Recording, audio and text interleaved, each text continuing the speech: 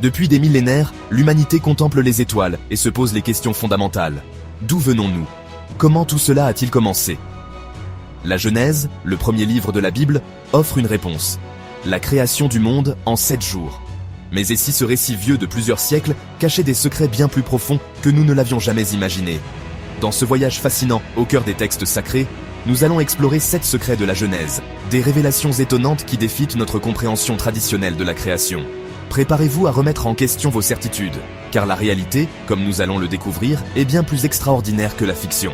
Accrochez-vous, car nous sommes sur le point de plonger dans un univers de mystères ancestraux, là où la science et la spiritualité se rencontrent, pour nous offrir une toute nouvelle perspective sur la création du cosmos et notre place au sein de cette vaste tapisserie cosmique. Genèse 1, 7 jours, 7 secrets choquants que personne ne vous a expliqués.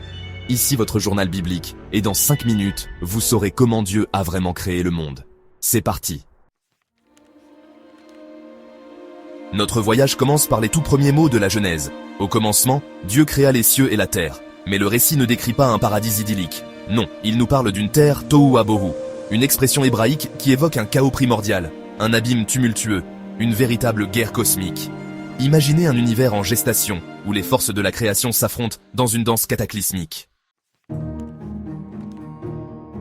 La Genèse nous dit que Dieu créa le monde en 6 jours. Mais s'agit-il de jours terrestres, de rotation de 24 heures? Le mot hébreu « yom », traduit par jour, peut également signifier une période indéterminée, une ère, voire des millions d'années. Intéressant, n'est-ce pas? Car la science, avec la théorie du Big Bang, nous parle d'un univers né il y a des milliards d'années, un univers en expansion constante. Alors, ces jours de la création pourraient-ils représenter des étapes cruciales dans l'évolution de l'univers, des périodes de transformation radicale qui ont abouti à l'émergence de la vie sur Terre? Au 5e jour, la Genèse nous parle de la création des créatures marines, et parmi elles, des grands monstres marins, les Tanninim en hébreu. Ces créatures mythiques, souvent représentées comme des serpents ou des dragons marins, peuplent les récits mythologiques du monde entier. Symbole du chaos primordial, elles rappellent la puissance dévastatrice de la nature.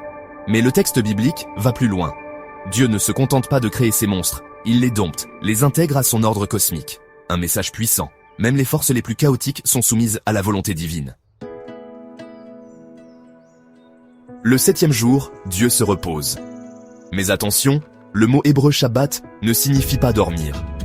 Il évoque plutôt l'idée d'un arrêt, d'une cessation d'activité. Dieu ne se repose pas par fatigue, mais parce qu'il a achevé son œuvre. Ce repos divin est en réalité un transfert d'énergie.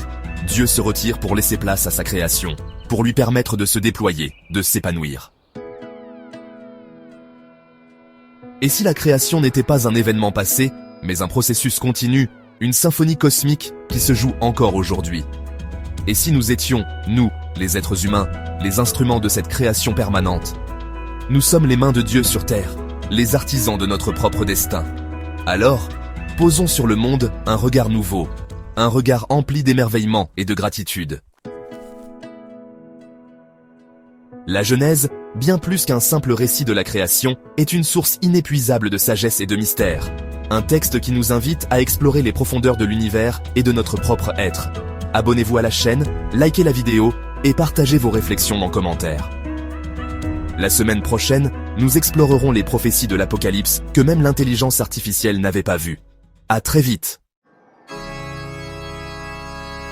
Lorsque nous contemplons le ciel nocturne, parsemé de milliards d'étoiles, nous sommes saisis par la grandeur et le mystère de l'univers. La Genèse, à sa manière, tente d'appréhender cette immensité, de donner un sens à notre place, au sein de ce cosmos vertigineux. Les secrets que nous avons explorés aujourd'hui ne sont qu'une infime partie des merveilles que recèlent les textes sacrés.